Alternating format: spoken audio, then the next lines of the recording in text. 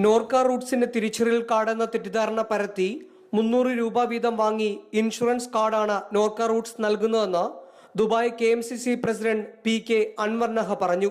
ഗൾഫിലെ പല ഇടങ്ങളിലും ചില സംഘടനകൾ മുഖാന്തരം കൂടുതൽ പണം ഈടാക്കിയാണ് കാർഡുകൾ സാധാരണ പ്രവാസികൾക്ക് നൽകുന്നതെന്നും അദ്ദേഹം കുറ്റപ്പെടുത്തി.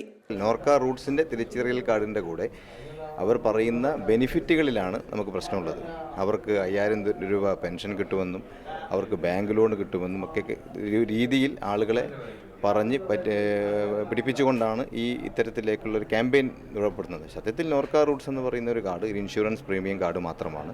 അതും ക്രിട്ടിക്കൽ രോഗങ്ങൾക്ക് മാത്രം കൊടുക്കുന്ന ഒരു ഇൻഷുറൻസ് പദ്ധതിയാണ്.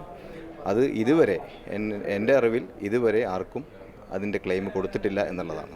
അപകട പരിരക്ഷയായി 2 ലക്ഷം രൂപയാണ് ഈ കാർഡ് സ്വന്തമാക്കുന്നവർക്ക് കിട്ടുന്നത്. ഇന്ത്യയിലെ ഇൻഷുറൻസ് കമ്പനി ആയതുകൊണ്ട് തന്നെ വിദേശത്ത് വെച്ച് അപകടം സംഭവിച്ചാൽ ഈ കാർഡ് കൊണ്ട് യാതൊരു പ്രയോജനവും ഇല്ല. പ്രവാസി ക്ഷേമനിധിക്കോ പ്രവാസികാര്യ വകുപ്പിന്റെ മറ്റ് ആനുകൂല്യങ്ങൾക്കോ അർദ്ധ സർക്കാർ സ്ഥാപനമായ നോർക്ക റൂട്ട്സിന്റെ തിരിച്ചറിയൽ കാർഡ് കൊണ്ട് യാതൊരു പ്രയോജനമില്ലെന്നും അൻവർ നഹ പറഞ്ഞു.